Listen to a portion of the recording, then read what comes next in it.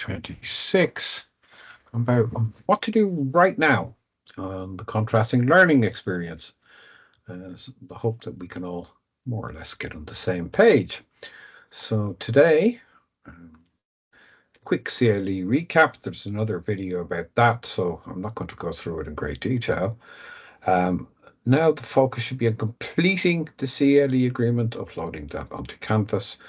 Focus should be on learning opportunities and starting to maintain and keep a good index of evidence, which is aligned with professional standards. A couple of notes at the end about anticipating the next phase and perhaps a little bit about observing interprofessional practice. Now, there are a number of videos that support this one. There's the introduction to the CLE, which you've seen some time ago, but it might be worth having a look. But the two that are really important are the index of evidence and the professional standards for the programs. So that gives a lot more detail about those than I am going to cover today. Now, for the postgraduate dips, you can see these little purple things here. This one in particular, 5014, is what we were talking about. And for the BA route, it's 5013. But you're both doing exactly the same thing as far as this placement is concerned. And at the end of all of this, you will complete portfolio 2, and it will have all these various elements in it. Now, I have grayed out the things I am not going to talk about today, and you will get further information on those as the CLE progresses. So as you can see, contrasting learning experience, agreement, including learning opportunities, and the index of evidence. So before, on the last occasion, we sent out one of these videos. The idea was that you connect with the apprentice mentor and SRA. People should be meeting up and talking about the CLE agreement, and just getting to know each other in general. The getting to know each other, we asked for a slightly more in-depth exercise between the mentor, on-site supervisor, and the apprentice. Quite often that'll be the on-site supervisor and the apprentice. We're doing that work. There's the tripartite agreement, and as we know, they rumble on, and probably people are doing the second tripartite agreement around about now, but I'm not going to talk about that today. There's a couple of things that still, I think, need to be resolved about that, but we're nearly there. Too much detail for this. Planning for the CLE, well, probably already started the CLE, so I'm hoping you've had an induction, getting to know the team, getting to understand how things work around here and that kind of thing. And you should have made some progress with the CLE. And now you need to push that on to complete the CLE agreement. Particular focus on the learning opportunities. To keep an index of evidence, and I'm going to suggest, again, very briefly, that you can do that as a reflective record of the CLE. I'll say just a couple of slides about observation of interprofessional practice. That's for the module interprofessional practice. Oh, surprise, surprise. And you'll be coming together to do that, but it will give you a head start if you actually can do that now within the next 4 weeks. And we'll do a little bit about anticipating and planning for the next stage. So a little bit about the CLE agreement. You already, hopefully, have started to do this, get to know the person you're working with in the team, spend a bit of time doing that. Investment in the learning relationship at the early stage pays dividends over the longer time period. We suggest a couple of things you might use.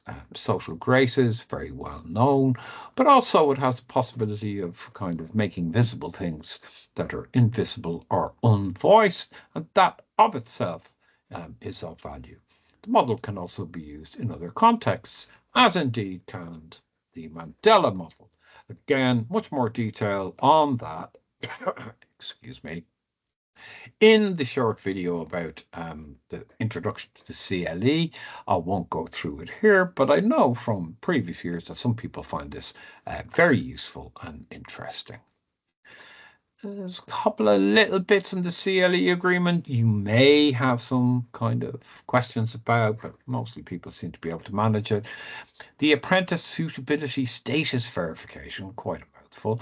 That's a requirement from Social Work England to see if you have a criminal conviction or citations, cautions, pending disciplinary actions, involvement with social work services, anything of that nature that might, not necessarily, but might put a question mark over your suitability to continue on the course and to go on the contrasting learning experience. If in doubt, ask. But mainly what people will be doing here is signing it. Cut and paste signature, not a typed one, is what's required. Do spend a bit of time talking about accessibility and support needs. There may be very specific needs that might be covered in the statement of support needs at the university, and it might cover things like reasonable adjustments. Also, it's an opportunity to talk about, are there caring responsibilities or other things that need to be taken into account when you're planning the CLE. The other thing I'd like to kind of point out, again, I'm not going to read this all. This is cut and pasted directly from the agreement. It's about supervision arrangements. Now, people do this in a number of ways, and sometimes the mentor and the on-site supervisor share that supervisory role. Broadly speaking, the mentor would be kind of broader brushstrokes, a little bit of pastoral care and looking out for the apprentice, and probably linking theory to practice, those kind of things. But what they will probably not be able to bring is what the on-site supervisor brings, which is understanding the day-to-day work of that particular team or that practice context at a level and depth that the mentor may not have. You can, of course, include group supervision. There are various learning and reflective groups in agencies, quite often set up for learners, and those things count as supervision as well. Supervision isn't just one-to-one. It works very well in groups, but really the University and Social Work England require you to have individual supervision as well. Usually weekly at the start of the course, and you may maintain that weekly, or you may have less frequency as the CLE develops, but you can negotiate that as you go.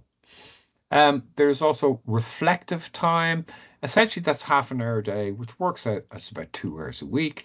People organize that in different ways, sometimes half an hour a day, sometimes a 2-hour block, typically on the end of the last working day. And when we come to the index of evidence, kind of suggests that there are some things you could do, including maintaining your index of evidence, that will be positive use of that time. So what about this learning needs and opportunities? Let's rewind and finish those final bits of that contrasting learning experience before you upload it to Canvas. You can see it's kind of set out, state the activity, in other words, what do you do, and what you should learn from this, or what you might learn from this, because even if you set up a learning opportunity, what you take away from it might be entirely different from what you started out thinking you would take away from it.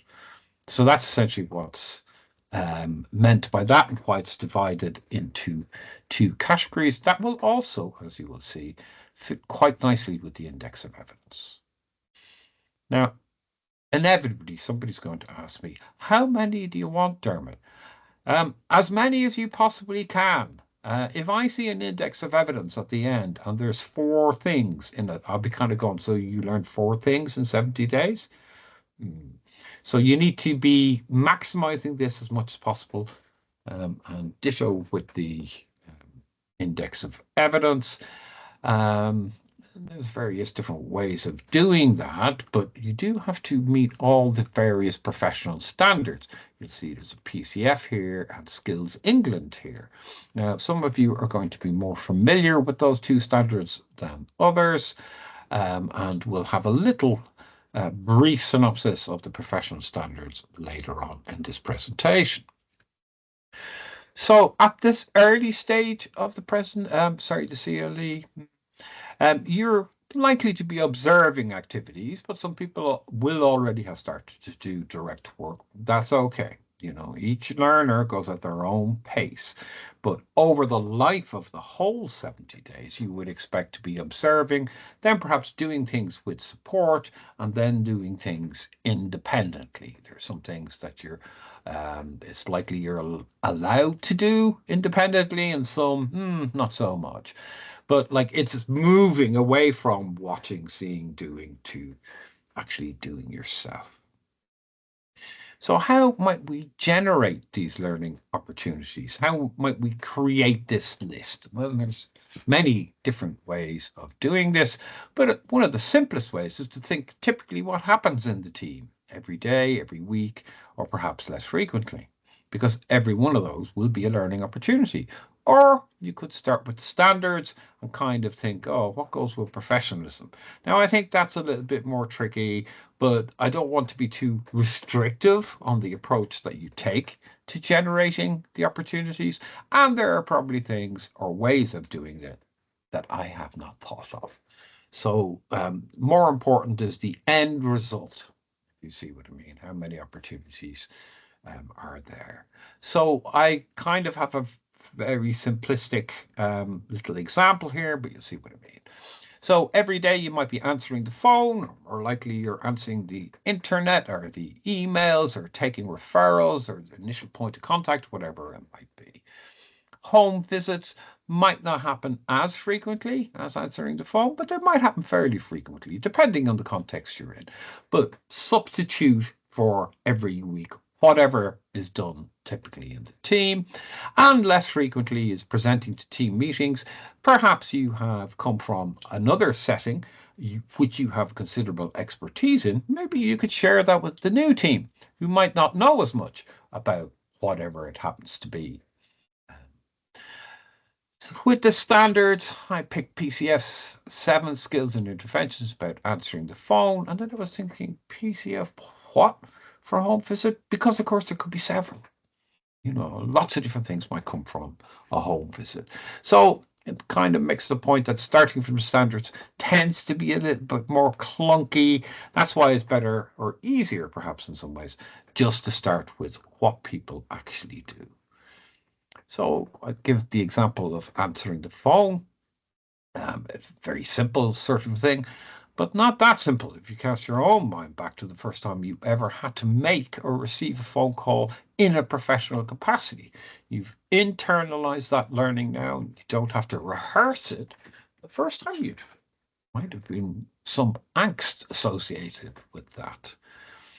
Any individual activity may, of course, cover many different domains. Answering the phone, as simple as it is, might demonstrate your professionalism, but it also might, for example, demonstrate PCF8. You may have to show your understanding of contexts, organizations, who to ring, where to pass a referral on to, what other services might be available in the local area. So the learning opportunity may actually demonstrate a whole range of competences. Bear in mind too that we're planning for 70 days, that learning is a process, not an event.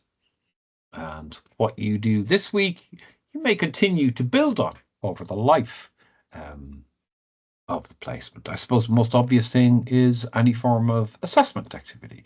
So you meet a family or an older person or a child and you're involved in some sort of assessment activity. Initially, you're getting to know the person, introducing yourself, being transparent and clear about your role, what you're there to do. And then you get to form a bit of a relationship, find out about that other person and their circumstances. And then eventually you have to seek advice, perhaps from other people, and make an assessment and come to some sort of a conclusion, a series of actions perhaps that may need to be undertaken. So process, not event, or process involving several events here. When you think about this now with the phone again, and you can kind of think, well, there's various different ways I could learn about phones. Now, this might be a bit simple or a bit silly even, because it's obvious you know what a phone is. Well, not everybody does, but just say we kind of can take that for granted. Knowing what it is and how to use it are not the same thing. To be able to apply that knowledge in actual real-world situations is an additional level of complexity of your understanding. Analyzing your use of phones is an entirely different thing again. Critically analyze the use of phones, maybe other forms of communication and social work, and new ways in which phones can be used. That's different again. So how do we capture these kind of various different things in relation to phones? Well, Bloom's taxonomy is a typical way of organizing our learning and understanding. And you can see here on the left, it goes lots to hots. That's lower order thinking skills and higher order thinking skills. So the knowing and remembering stuff is defined, labeled, memorized, be able to recall, etc. And then we're into different set of verbs: classify, describe, discuss, explain, all the way up to creating. Create, invent, compose, predict, plan. So while you may not use this, the kind of form of your learning opportunities in some way, shape, or form should reflect higher, lower order thinking and learning that you anticipate will be involved with the actual learning opportunity. Maybe a little bit too much detail, maybe not. Now, my note on the index of evidence, you can see this slide is text heavy. Am I going to read it? No, I am most certainly am not. This is the text that is at the top of the index of evidence. There is a specific film about this, YouTube link there. And when I send this out to everybody in the various different ways, to mentors, on-site supervisors, etc., I will actually send a linkable link, if you see what I mean. So the index is kind of really kind of important in that it is the document that links learning opportunities, what you planned or hoped to do, with what actually happened in the real world. I would suggest you update this frequently, at least weekly, preferably daily. If you keep this as a running total and something you just get into the habit of recording, you'll find that it builds up pretty quick, but it also will enable you to capture what might seem like small kind of learnings on the placement that otherwise you might simply forget. I can't remember what happened last week, but look back at my index of evidence. Perhaps I get some clues and it jogs my memory. I find that it is most effective when used as a reflective practice. Now you can see it's obviously what I did. That's very straightforward. That's a description. But what I learned may take a little bit of thinking and reflection and kind of trying to articulate what you're feeling and thinking about a thing. I think it has value not only in collecting the evidence, but also generating that kind of reflective practice. I suppose really kind of becoming part of your habit of practice, something you just kind of do routinely and will probably entirely internalize eventually. So keep the index on a regular basis. See if you can use it reflectively. I think that's the best way to go. Now, there are, of course, professional standards. For the PG dips in particular, you're not as familiar with these yet as you will become.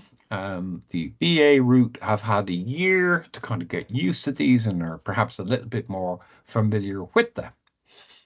Now, they're quite lengthy and sometimes a little bit cumbersome, but you were kind of showing how you demonstrate these standards across a whole range of activities, learning logs, what you learn in teaching sessions, all through your on-the-job learning portfolios and so on and so forth. And of course, they are monitored through AppTem, and you need to show by the end of the course that you demonstrate competence in all of these. And of course, we have the PCF. The PCF, in some ways, it's easier to understand, and it does have levels of progression, which is something that's quite important because we know that what we're asking you to do in the first year of the course might be very different than what we ask in the second or indeed the third year of the course. How to match these things up. Now, in every on-the-job module, in the module document folder on the front page, there's a little spreadsheet that shows how to translate PCFs into IATEs or Skills England standards. I say IATE, that's what it was called previously. And I think we all have to get used to calling it Skills England. They rebranded and have to change all our documents. Yeah, such is life. But the spreadsheet, it's kind of fairly straightforward, I feel. But the more you use it, the more you will become familiar with it. And I don't expect you to learn it off by heart because that would be too much of a headache. And I don't know how much value that would have. So essentially, that's learning agreement, CLE agreement. Do those learning opportunities. Think about how to write them. Generate as many as you possibly can. Every team has got lots of learning opportunities. I pretty much guarantee that. The index of evidence, keep that going on a regular basis. Try to use it as a reflective practice. I find that actually works best. And maintain it like daily if you can, at least weekly. The professional standards, we're looking at Skills England and PCF. There is a way to cross-reference those. You become more familiar with that over time. And of course, you need that cross-referencing for both the learning opportunities and for the index of evidence. What next? Coming up soon? Well, I'd say it'll be about, well, maybe 6 weeks. We'll come up to the midpoint review. We'll have some input before that, and your SRA, of course, will be involved in that. There is a Viva or Viva, which is a recorded reflection, 15 minutes long. That's not due until April, and we will talk about that near the time. Direct observations, you have one direct observation of your practice, which is going to be undertaken by the mentor or the on-site supervisor. And again, detailed advice and guidance about how that might be done will be sent out in due course. And the final review, well, that's a little while away yet, but again, we'll kind of give you some pointers about how you might do that. Now, the observation of interprofessional practice is actually belonging to another module, but since the teaching for that doesn't start until March, I think you can get a bit of a head start on that. So what we ask you to do is observe interprofessional practice. I'll give a few pointers on that, very brief pointers, but there is a video for that as well. I think at this stage in the placement, when you're probably doing more observing than direct work, would be a very good time to go out and do that observation and write a kind of short description about it. And that will mean you will be well prepared when we actually start to do the teaching, the analysis of that material from March on. So as I say, there's a little video, there's a little link there. You're asked to complete an observation, etc., of not more than 500 words. So that's about a page and a half of A4 thereabouts. And you kind of think, well, if I was describing this fully, what would I want to know? What happened?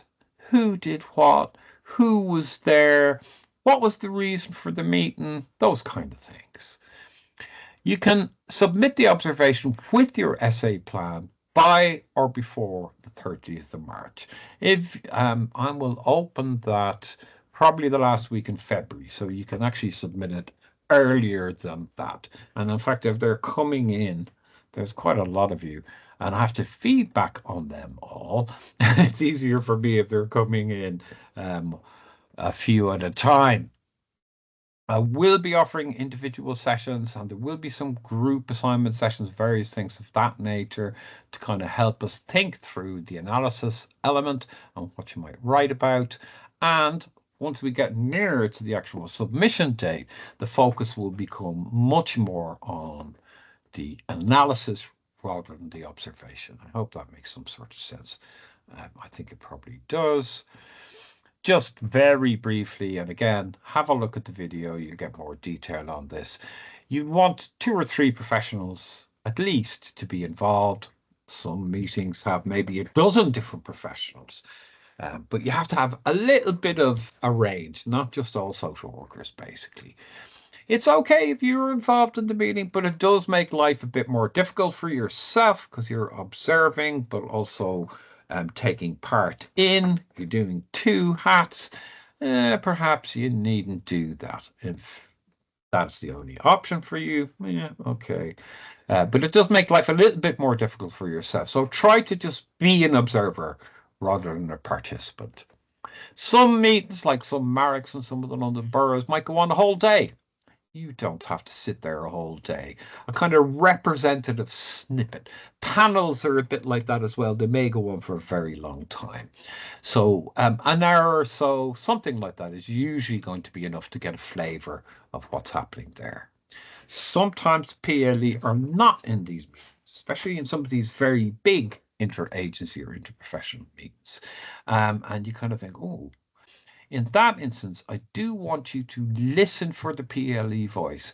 Did somebody advocate effectively or otherwise on behalf of that person? Were their views heard or not heard? So if they're in the meeting, that's a little bit more straightforward because you can see what's happening, but quite often they are not. So then you have a different set of questions to ask. We don't grade the observations. They're just your working material. It's what you will analyze. It's your kind of base metal, if you will, that you will turn to gold. So that's briefly, and that's quite enough, I feel, about those various things that I'm asking you to do. So very quick recap, complete the CLE agreement, focus on the learning opportunities, upload that thing to Canvas, get a bit of feedback on it, talk to your SRA. The index of evidence, obviously very important. If you haven't started that already, start it now. And you can retrospectively add things, go through your diary and see what you were doing. See if you can spend maybe a half hour or maybe that 2 hour reflective time that you have. That might be a good use of that time. Think about the professional standards, but don't think you have to learn these things off by heart. You will become a lot more familiar with them, but we have a spreadsheet that will allow you to translate one into the other. That's what you should do. And the final little thing, in the coming weeks, I feel like when you're still probably mostly in observing or shadowing mode, as it were, on the CLE, that would be a good opportunity to observe any interagency or interprofessional practice that is going on in your team or associated with your team, and to write a brief description of between 300 and 500 words of that, so that you're a step ahead when we come into the actual teaching element of that module. I've said some things about what will be coming next. I'm not going to repeat those. It doesn't really add any value.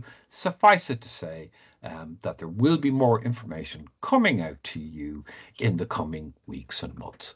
And if you have questions, ask questions. You know, when you're sitting in my position as kind of module leader, you see the world in a particular lens and what people report to you, but you are there on the day every week, and your concerns might be entirely different to what I perceive to be your concerns. So how else would I know? And if you have concerns and questions, chances are there will be learning in those questions for other people. There will be some further sessions for mentors and on-site supervisors online. There'll be drop-in sessions essentially where people can just ask whatever they want. And if you're an apprentice, you can get in touch. And of course, don't forget to ask your SRA, fount of all knowledge and wisdom. Couldn't say that sentence correct. So really, that's it. For me, for today, I will be into class to talk about this in a little bit more detail, but I hope you're enjoying the CLE and that it is providing all of those learning opportunities we were talking about. I'm sure it is. See you later. Bye.